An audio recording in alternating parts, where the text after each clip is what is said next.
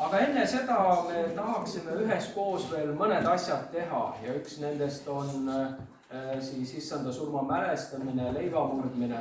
But before that, let's have communion together. Jah. Väike palve, kas ma enne tohin anda liidet ära külalistele ja kingitused, kuna rahukogudus helistab ka nii? Jaa, sinna me siis jõuame, aga mitte veel, et natuke peab ootama. Jah, et selle osa saame teha pärast poole.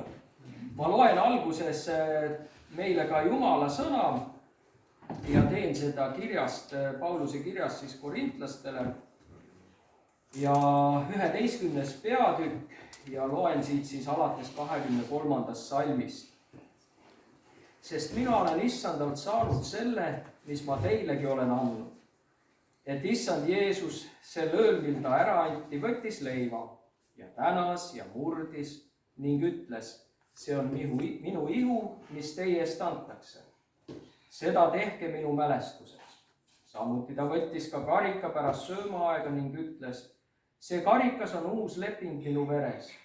Seda tehke nii sageli, kui te iganes seda joote, minu mälestuseks, sest iga kord, kui te seda leiba sööte ja karikast joote, te kuulutate issanda surma, kuni ta tuleb. Amen.